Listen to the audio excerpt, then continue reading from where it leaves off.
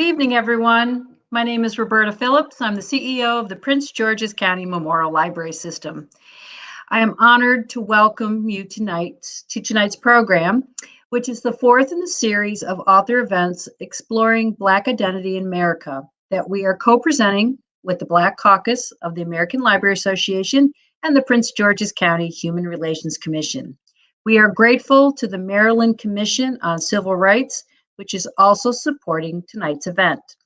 Prince George's County is working together as a community to combat systemic violence and racism directed at Black, Brown, and Indigenous Americans. We hope that programs such as this provide you with insights and prompt reflection. The library offers a wide range of books, movies, and online resources to support the advancement of equity, diversity, inclusion, and anti-racism. You can learn more at pgcmls.info/anti-racism.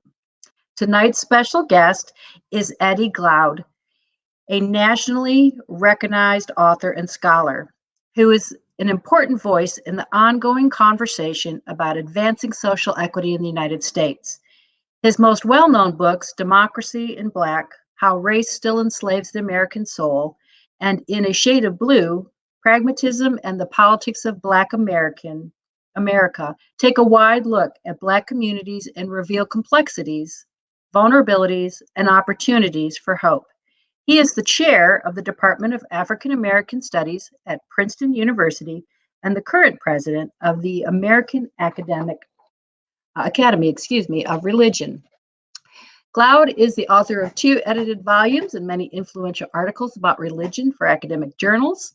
He has also written for the likes of the New York Times and the Huffington Post. Some like to describe Glaude as the I can't say the word. I'm just going to say he's a Morehouse man. Having left his home in Moss Point, Mississippi at age 16 to begin studies at HBCU. He holds a master's degree in African American Studies from Temple University and a PhD in religion from Princeton. He began his teaching career at Bowdoin College and has been a visiting scholar at Amherst and Harvard. He will be joined in conversation tonight by Renee Battle Brooks, Executive Director for the Prince George's County Human Relations Commission, and Rhonda Evans, Assistant Chief Librarian for the Jean Blackwell Hudson Research and Reference Division at New York Public Library Schomburg Center for Research in Black Culture, which is where James Baldwin's papers reside. Professor Glaude's books are available for borrowing through PGCMLS and for purchase through our partners at Loyalty Bookstores. Renee and Rhonda, we welcome you as the moderators, and I hope everyone enjoys the evening. Thank you. Thank you so much, Rhonda. And we are thrilled to have Dr. Eddie Glaude with us this evening. His book, Begin Again. Rhonda and I wanted to just engage in questions and answers before we take the broader questions from those that are listening. But I will say that in reading your book, it was so well written, and it reflected the pain, and it actually made me cry in places because it was so poignant. So I thought, for those who have not had the opportunity to read your book, to set the stage, that perhaps you can briefly sketch who James Baldwin was and why he's important in American history. Sure. Well, first of all, it's such a pleasure to be here with you. I'm so excited to be in conversation with you, Sister Renee, and you, Sister Rhonda. I want to thank, Roberta, for that wonderful introduction and just the opportunity to discuss the book that means so much to me. Baldwin, James, born August 1st, 1924 in Harlem. Not in Sugar Hill, though. He's not born to kind of resources or wealth. He's born in the ghetto.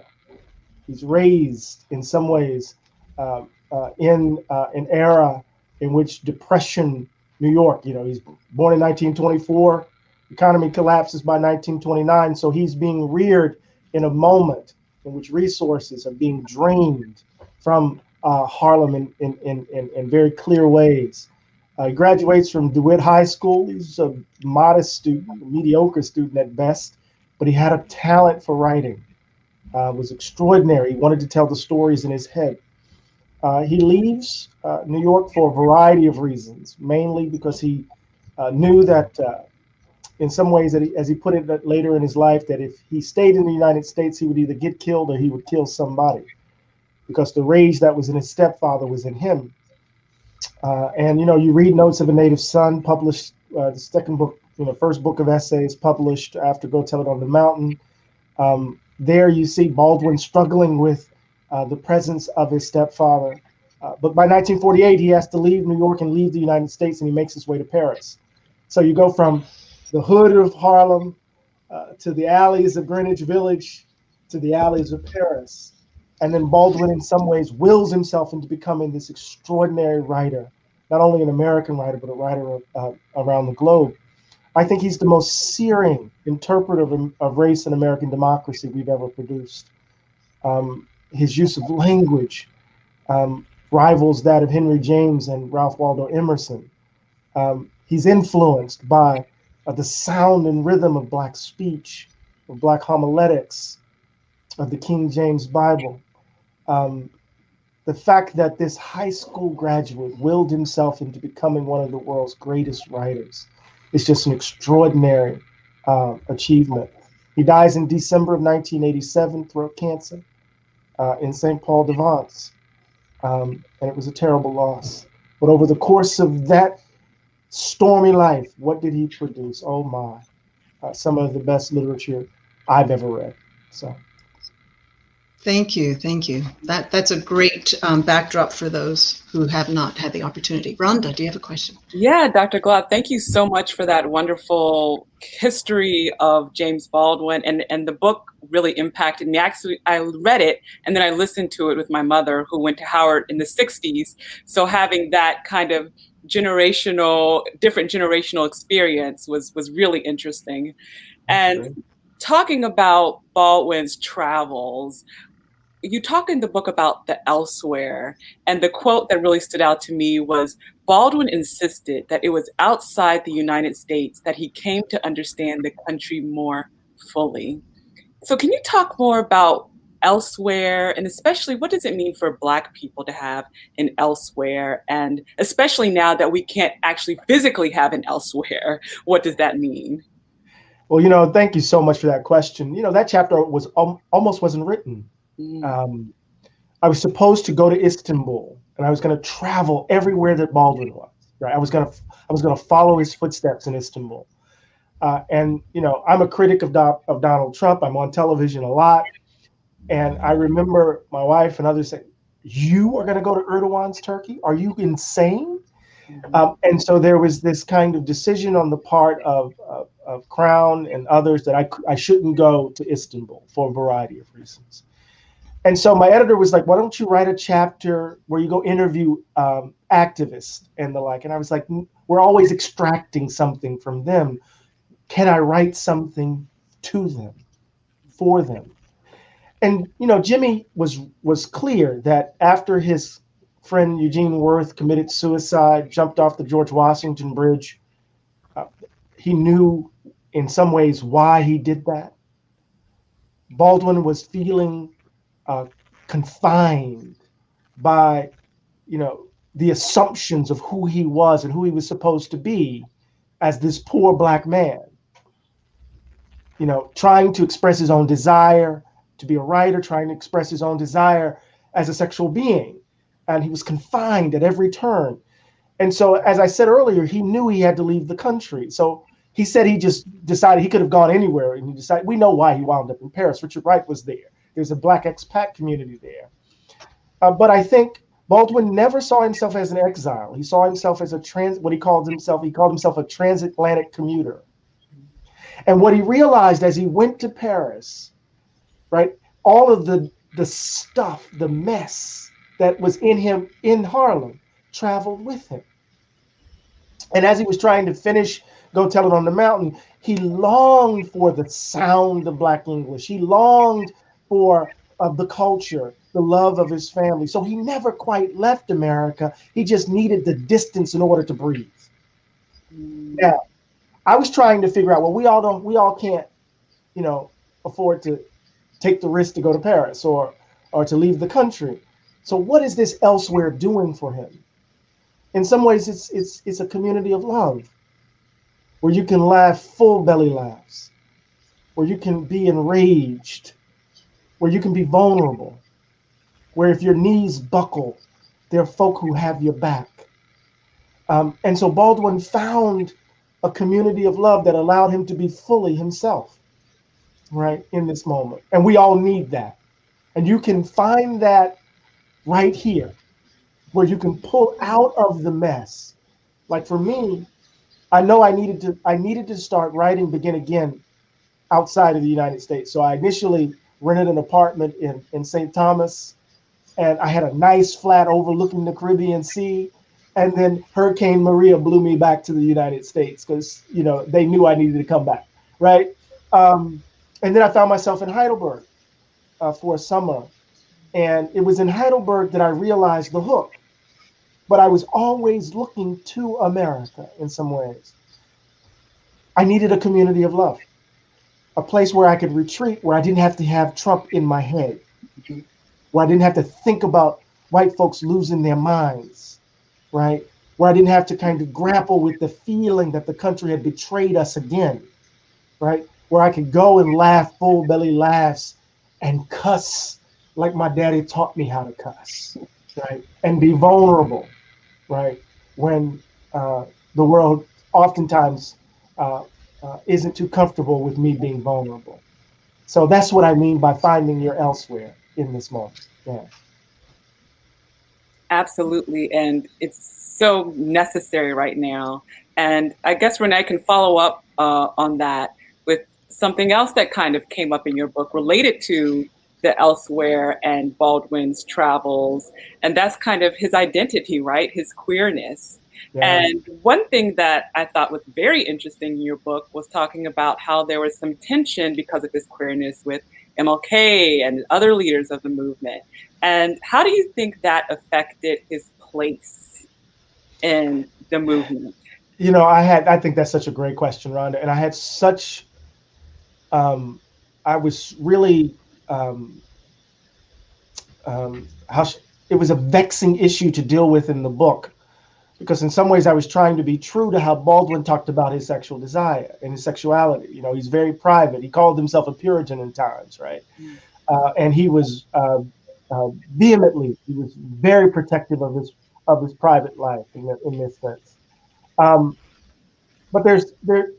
with King, I think, and especially with the Black Panther part in Eldridge Cleaver, there's a sense in which Baldwin's queerness unsettled folk.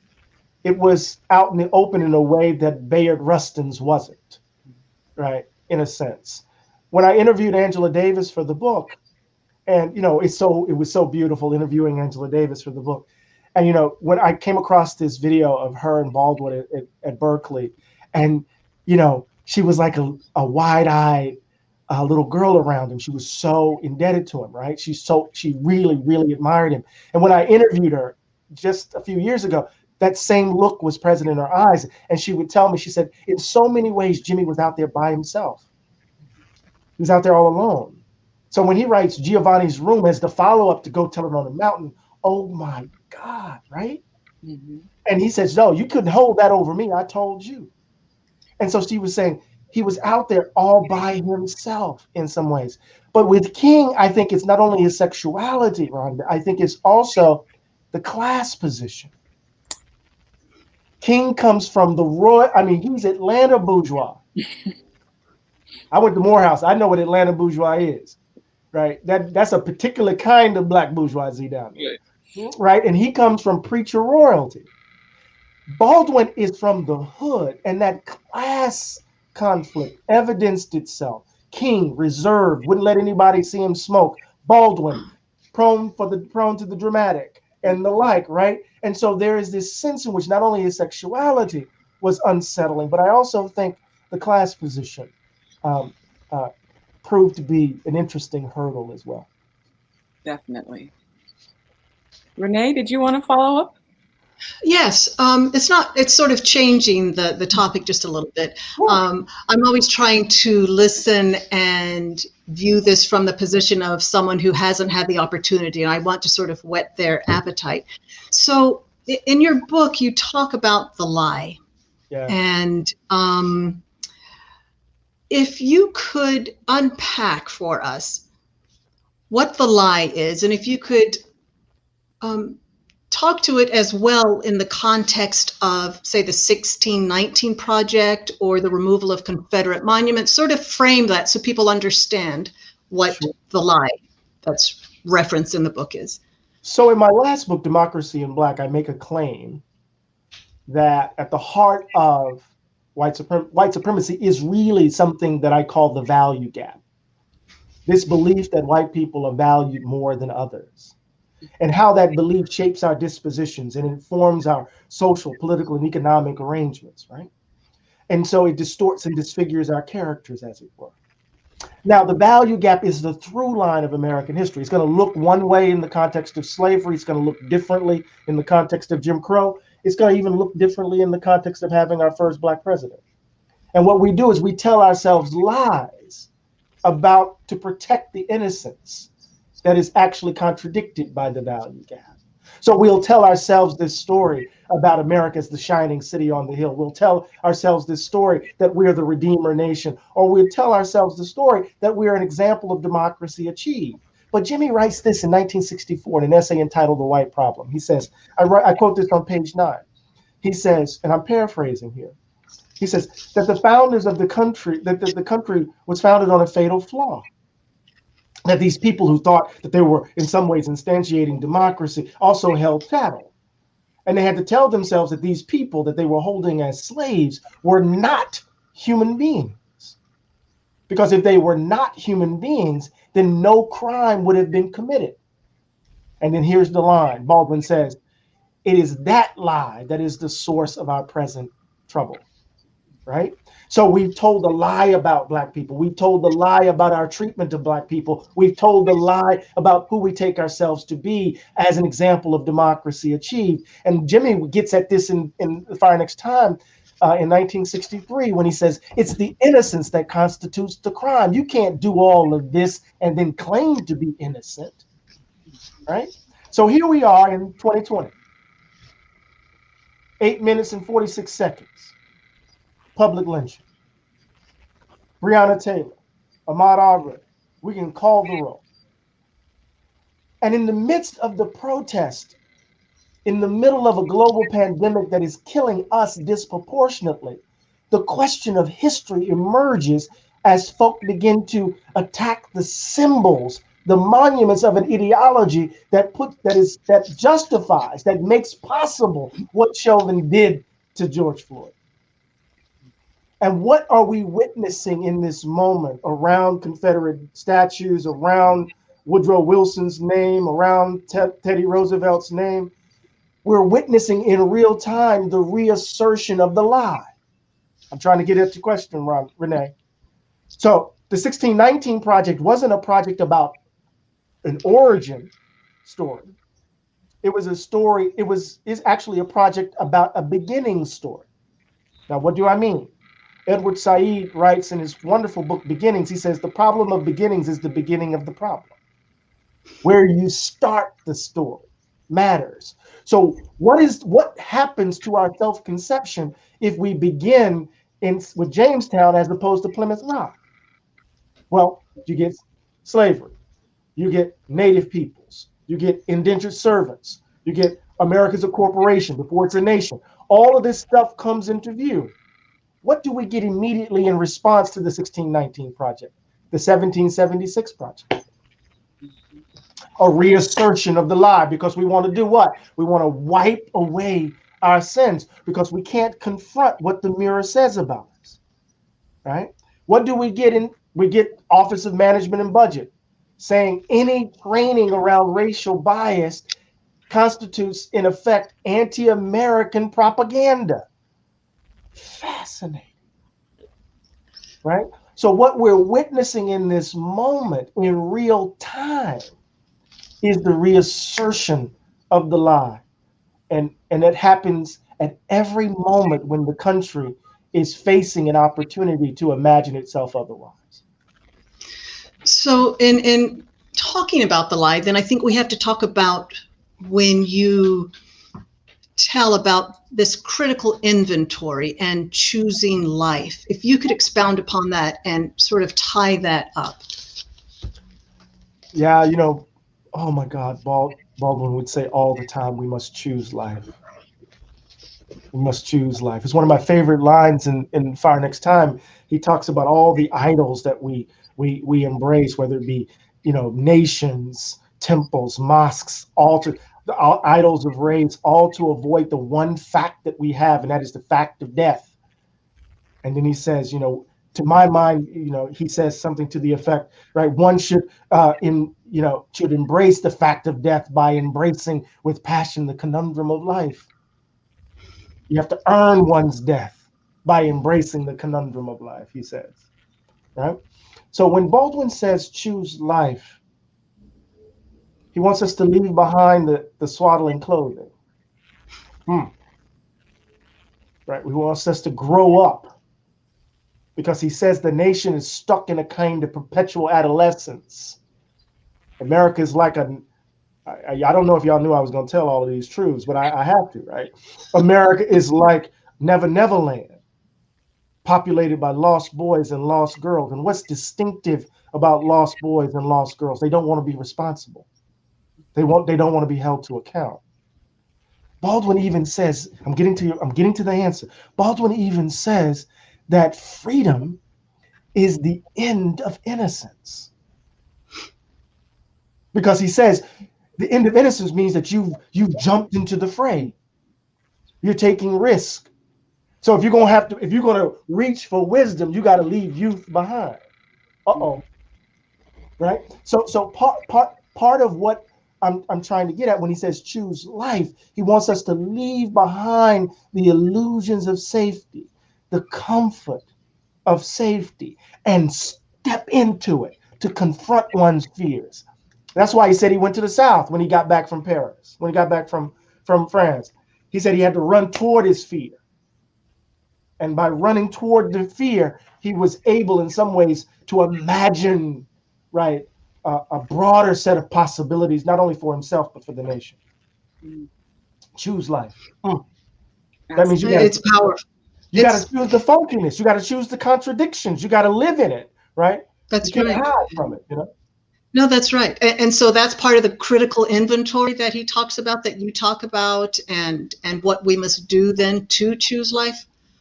Yeah, because I think, I've said it over and over again since the publication of the book that and I'm sorry, I call him Jimmy because he's in my head. He's like a walking partner, Yeah. I love him dearly. And, he believes in the Socratic dictum that the unexamined life is not worth living.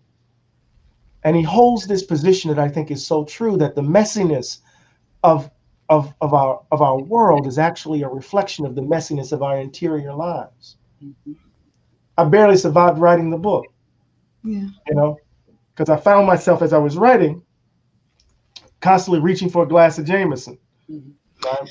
It's always Irish whiskey, constantly reaching, because Baldwin he's an exacting companion, as I've said. He's constantly asking you to interrogate your own wounds, to interrogate your own trauma, right? To face, in some ways, the truths that have made you who you are, as a precondition to say anything about the world, right? So there's honesty that is required, and I must admit it was unsettling for me, but it wasn't until I say this with a smile. It wasn't until I watched this debate. I had read it before, the conversation between him and Nikki Giovanni. But there's a moment when Nikki Giovanni says to Jimmy, she says, "Lie to me." He's talking about what he has to do in order to navigate the world and how he has to wear the mask with regards to white folks at work. And then he comes home and she says, "And then you take it out on me. Lie to me." And Baldwin when you look, if you get a chance to look at this on YouTube, Baldwin's face, he's confused. He doesn't know what to say. And, you know, Nikki Giovanni was in her 20s when she presented this to him. It gives you a sense of his graciousness, because he's Baldwin at the time. But it also gave me the freedom to tell him he was wrong, but he couldn't bully me as I was trying to write about what I was trying to write about. So Nikki Giovanni freed me up. I didn't stop drinking Jameson, but she freed me up a bit. I think that's amazing, having to spend so much time with one person's archives. And there was a quote that really kind of touched me when you were talking about, you said, as I walked, I thought about how writing this book changed me. My eyes aren't as bright. I'm a bit grayer. I feel a bit wiser, like I have gone through a gauntlet and made it to the other side. Can you tell us more about your journey, you know, getting started, entering the archives of the Schomburg Center, and then kind of, where did it take you? Where did you end up? Oh, Lord. I know it's a big question. No, it's a wonderful question, Rhonda. So I thought I was going to, you know, Baldwin has been such a central part of my thinking as a scholar. He's helped me reimagine American pragmatism. In my book, In a Shade of Blue, every chapter begins with an epigraph from Baldwin's work, except for the last one. And that chapter begins with an epigraph from Toni Morrison. So there's still a connection, right?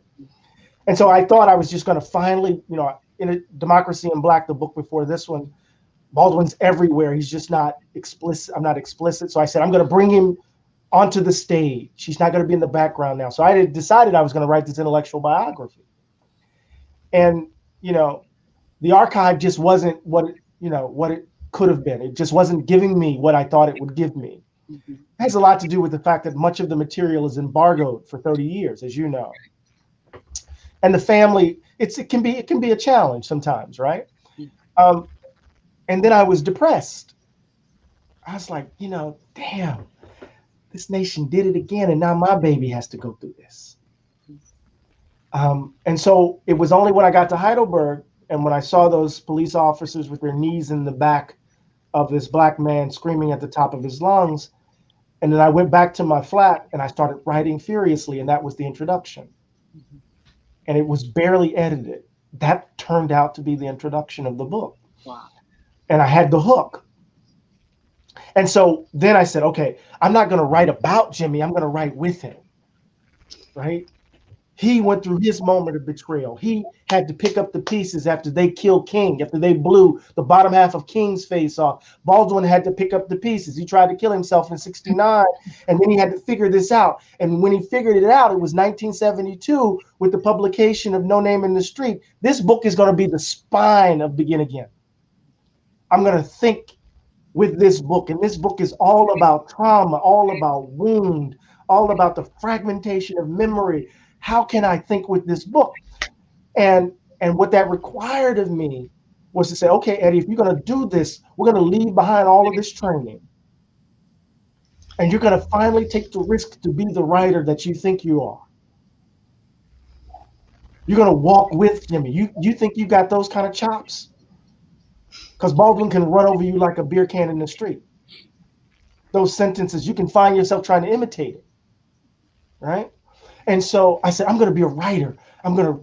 This is going to announce to the world that I am a writer. So that means I got to risk. So that means I have to deal with the fact that I'm still dealing with my daddy issues. So I found myself in those early days, right, just kind of saying, damn, I've been trying to prove that I'm courageous because my dad deposited fear in my gut very early. I'm from Mississippi. Mm-hmm. I'm a country boy from Mississippi. I went to Morehouse. I didn't go to Exeter. I went to Moss Point High School. I didn't go to Harvard or Yale, for undergrad, So the trajectory is very different, And so this is a long-winded answer. Sorry, I'm trying to give it to you. Wonderful. It's good. So I decided that, I'm going to take a risk. And I started dealing with all of the pain and the wound and the trauma. Then suddenly the sentences started jumping. Bishop Barber, Reverend William Barber, knew I was writing a book on Jimmy, so he sent me a Baldwin candle, a searing candle. I had two, so I burned one in my office because he said, we need this book. And so there would be these moments where I was haunted, right? And I get stuck, and then suddenly someone would call me who knew Jimmy, and then it'll open up something. Or, this was happening all the time, and I had to untap my emotions and risk myself on the page. And every time I did it, it was almost like he says, "Well done," All right, okay, and I just kept writing. And you give you how crazy it was when I first wrote the first 4 chapters, y'all. I gave it to Michael Thelwell. Some of you might not know Michael Thelwell, but Michael Thelwell wrote the book version of The Harder They Come, and he was the co-author with Stokely Carmichael Kwame Ture of Stokely Carmichael Kwame Ture's autobiography. And he was a professor of African American Studies at University of Massachusetts Amherst Emeritus. And he was also one of the key figures of the National Action Group at Howard. Right? So I'm coming to interview him because he was at that apartment in '63 when Jimmy was with him until he writes about it. So I'm going to interview him. So I sent him the first 4 chapters of the book where I'm doing all of this experimentation, trying to mirror fragmented memory and the like.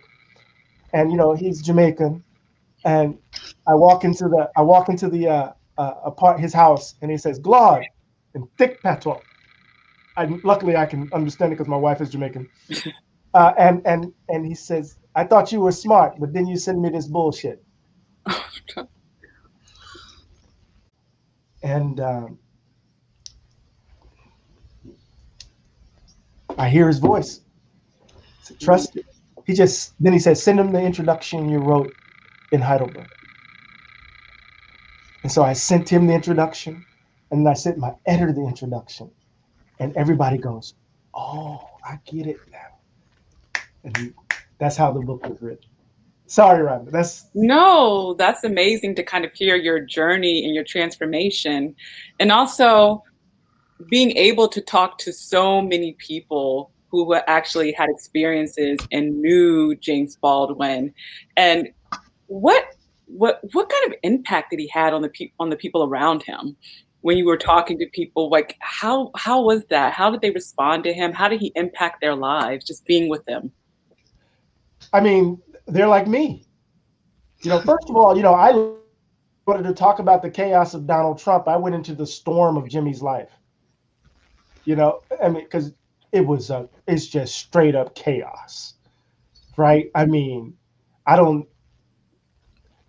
Virgo, whatever that means. I'm very organized. This is what the people tell. I don't believe in all of that stuff, but they tell me I'm just organized and the like, although my books wouldn't suggest that.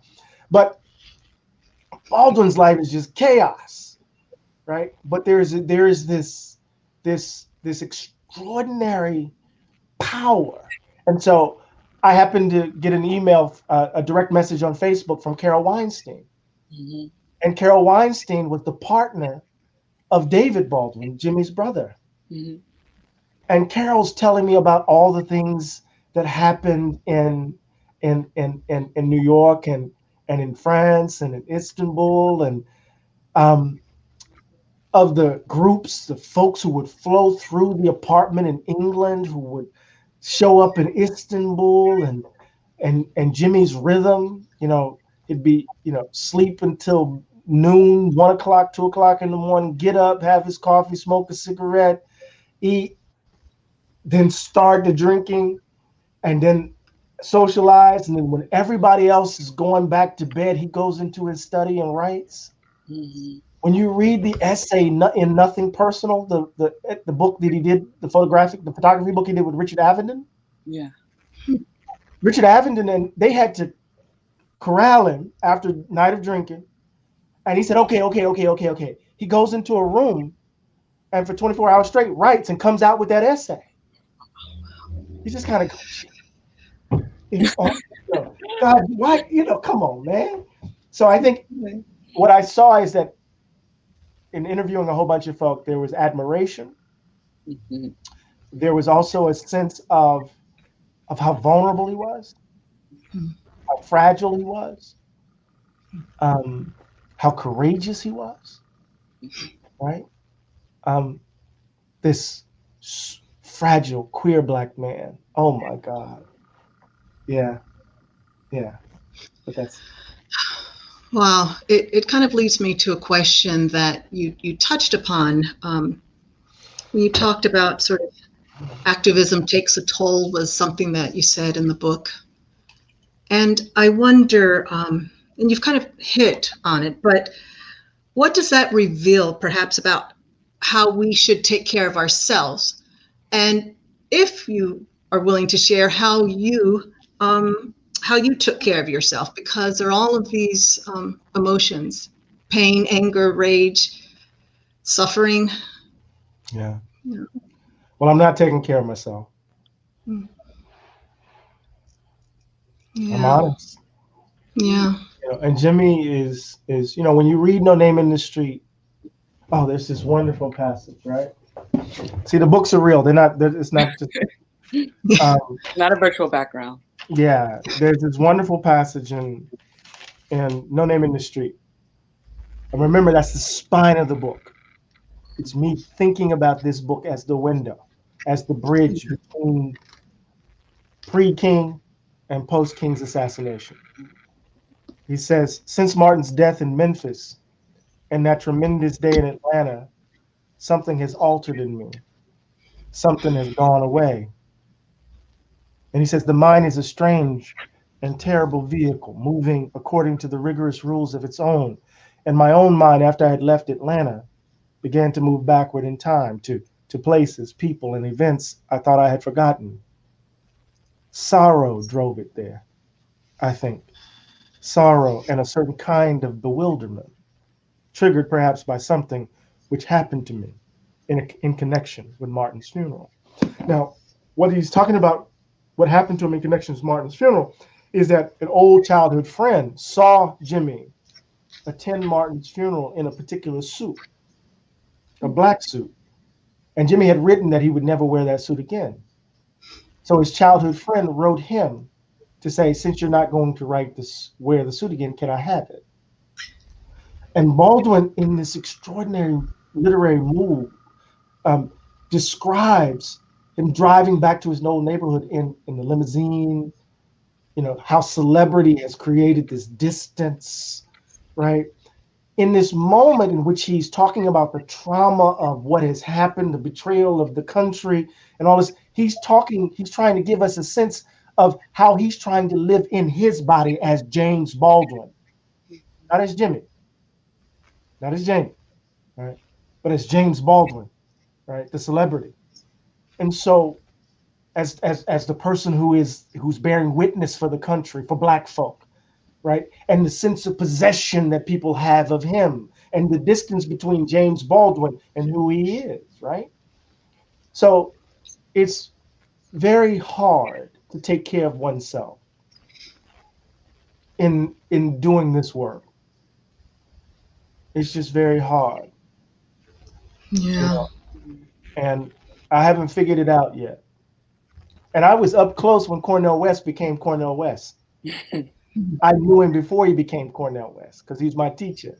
And then I watched him become Cornel West. So I've learned so many lessons from watching his life, but I'm still not clear about, let me put it differently. I haven't yet found my feet. Yeah, because it is a marathon. I mean, it is not a sprint. So and folk need, and there's so much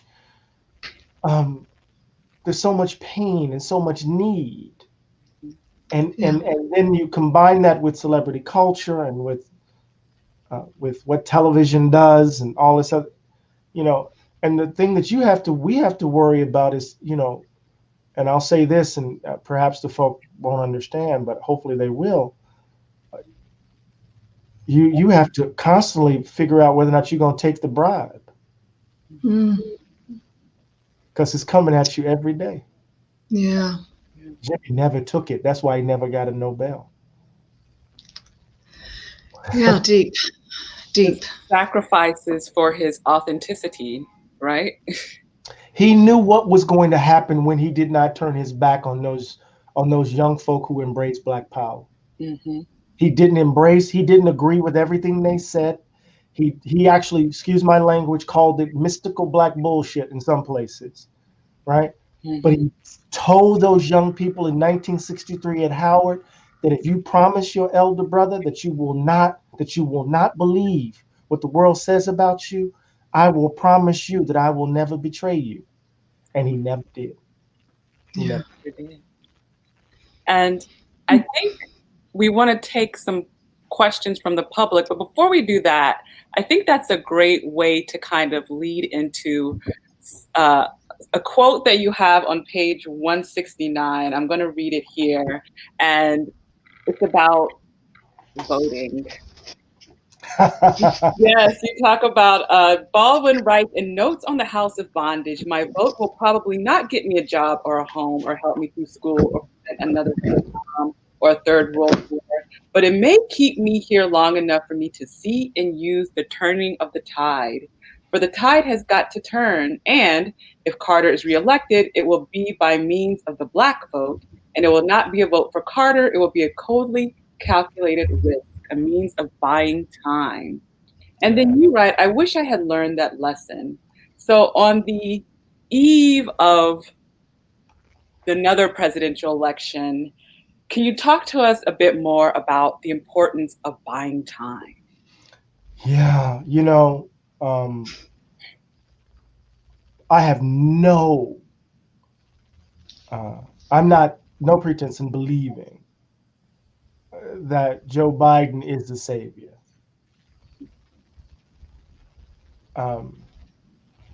It would make little sense to me to believe such a thing. But I understand that we got to get the fascists out of office. That, when Baldwin was writing that, Jimmy Carter had betrayed Black people. In some ways, we tell a story about Carter in a way, but in some ways he was the first neoliberal president, right? He implemented all of these austerity programs that literally left Black folk in urban spaces out to dry. And the civil rights establishment, most of them were like, oh my God, he's turned his back on us. And the reason he lost in some ways is because we didn't turn out. Mm-hmm.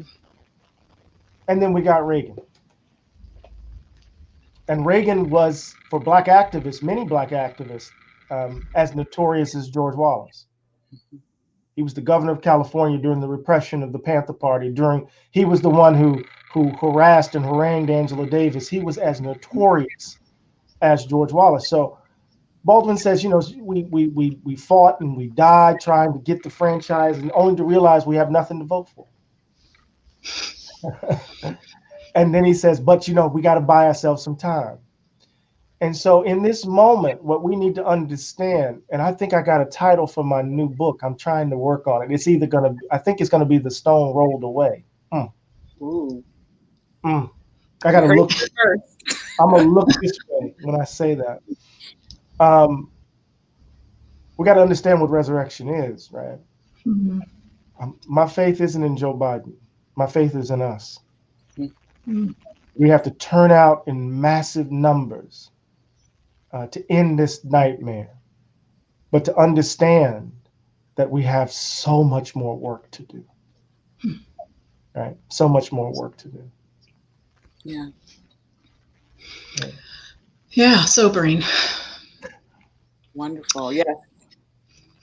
Well, I'm tired. Y'all caught me. I'm at the end of the long day, and so I know. don't have any filters. I don't have any filters. No, it's been wonderful. Jen. I agree. This is what it is. Yes, this is what it is. We do have some questions that are coming in from those that are listening. Here is one. You mentioned James Pennington in the introduction to your book. There are pieces of his life in Blight's bio of Douglas and fragments of his autobiography. Is there anyone working on his biography? You know, there's actually an extraordinary collection of Pennington's papers at Heidelberg. You know, Pennington's story is a tragic story in so many ways, from, you know, alcoholism, but he was absolutely brilliant. And what Blight talks about in his biography of Douglas is that, you know, Douglas viewed Pennington as a rival at one point. But Pennington's personal flaws got the best of him. But Heidelberg, I mean, he's the first African-American to receive a PhD from an honorary degree from a European university. I mean, this is the place where Hegel taught. I mean, it's amazing, right? And right now, Jan Steverman is actually trying to edit the papers of Pennington, and we're trying to reprint Pennington's. This is a great question. Pennington's narrative. It's with academic essays attached to them. We were actually having a conference. I was co-organizing a conference around Pennington's writings with Heidelberg University, but COVID canceled everything. So it was going to happen. So it's just amazing. It was going to happen. Yeah. Please make that happen. We're so we have trying, access to his scholarship. Yes. We have another question from our audience. What would Baldwin say about reparations versus affirmative action?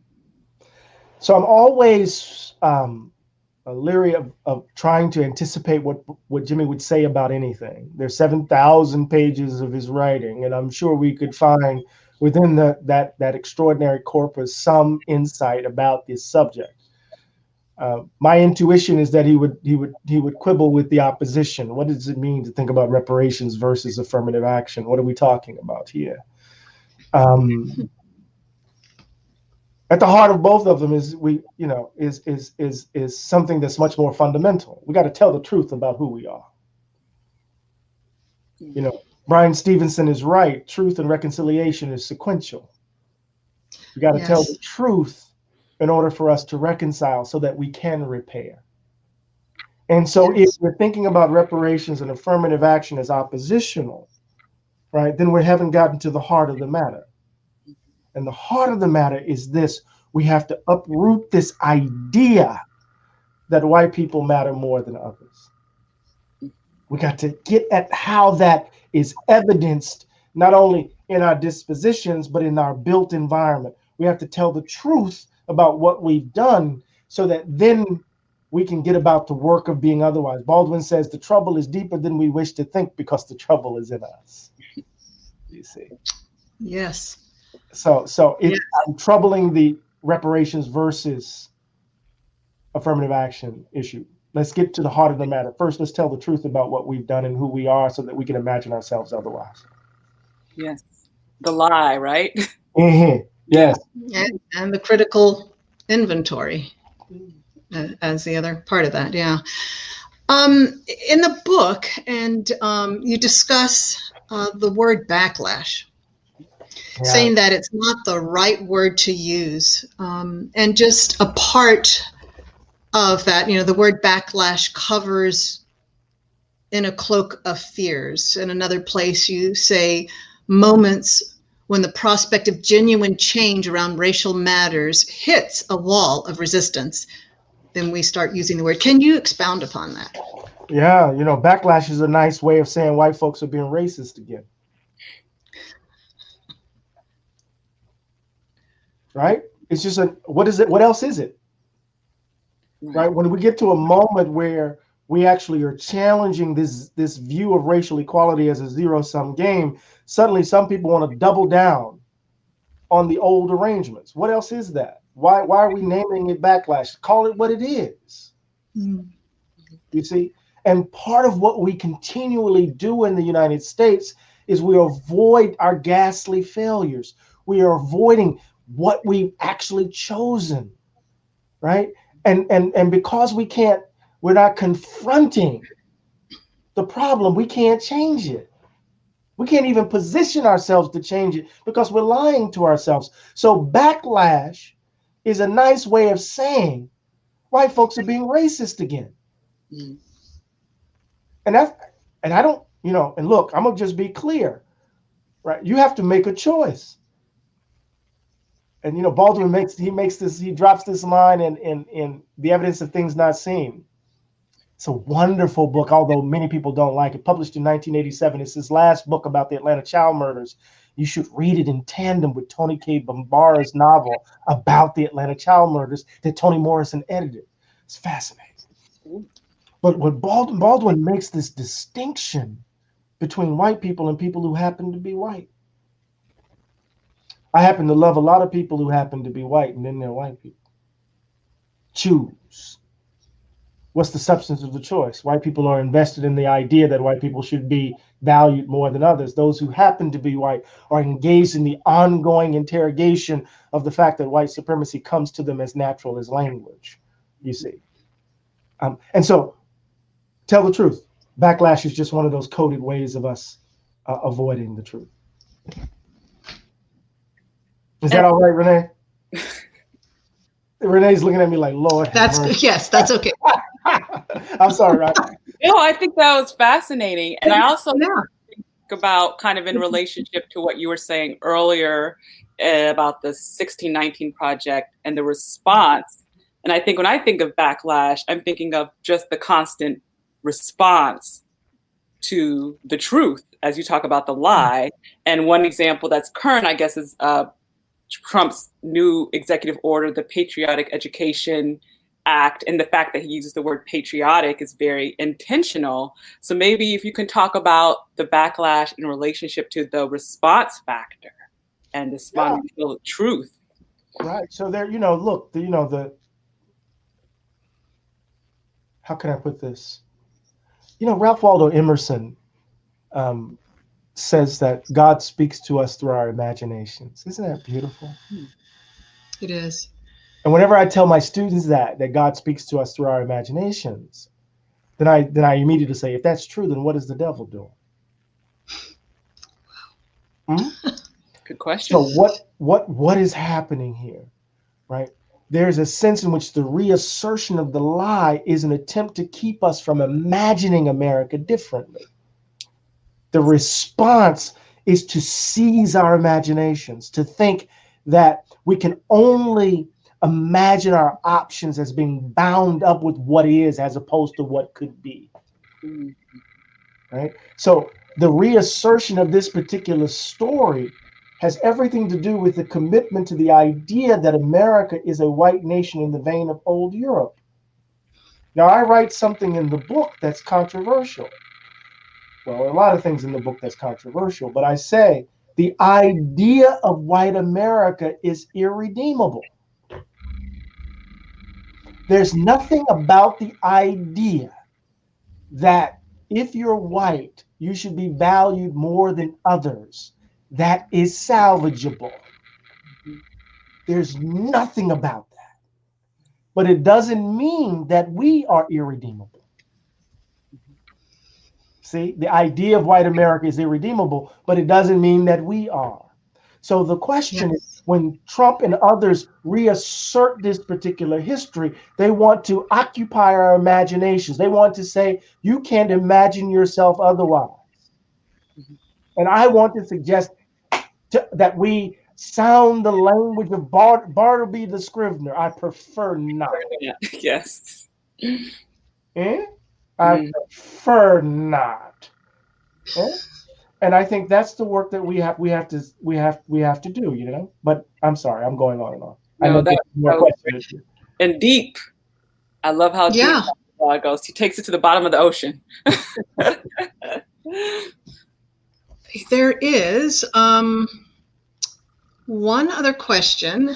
Actually, we have time for probably two more. I'll read this one.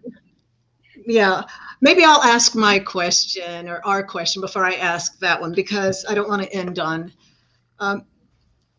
you talk about our bodies carry the trauma forward. The history of racial trauma lives on, and it moves us about in ways we don't often realize. It grounds our fears, and whether we know it or not, it affects our dreams. Yeah. Was something that you said. Yeah. We'd love to hear a little bit more about that, if you could unpack that. Yeah. We couldn't have come through all of this whole. Nell Painter the historian Nell Painter wrote a wonderful essay called Slavery and Soul Murder. And she was trying to get psychologists to pay attention to what happened to children who were enslaved as they watched their parents sold away or their siblings sold away. They couldn't come through this hole. This haunting Black public ritual of grief. We see people grieving in public as they put their babies in the ground, as they put their loved ones in the ground. You can't come through that and not be wounded, right? Seeking wholeness can get you behind in trouble. Yeah. What we got to do is find beauty in the brokenness. It's katsugi. It's that form of Japanese pottery, where the pottery breaks and you fix it by lining it with gold. The crack is still there, right? I'm broken. I'm not seeking, I can't be put back together. I got to find beauty in my brokenness, you see? And so that trauma is really, so really quickly, I couldn't be the kind of father that I wanted to be unless I had to go back and deal with the choices that I made as a result of the way I was raised. Yes. Because I didn't do my first works over. I repeated some things. Now that story is really important because what Baldwin is saying, we got to go back and do our first works over. We got to figure out some choices that we've made that put us down this path and that path if we're going to change, you see. Right? That trauma walks with us. That's what Beloved is all about. You your best thing, me? Me? Yeah. I'm sorry. I'm sorry. No. I know we got one more. No, this has been wonderful. Please don't apologize. It's wonderful. So the question asked was, who is, let's see here, who is your favorite writer or author? It varies. Today it might be, Gabriel Garcia Marquez. Tomorrow it might be Chekhov. The next day it might be Toni Morrison, right? I'm reading Toni Cade Bambara right now, but I must admit, I reread Chekhov's short story, The Student, and was just blown. The economy, what he was able to do, right? See, this is the thing. I keep telling my students, I keep telling myself, and I'll say this: the world conspires to make us small.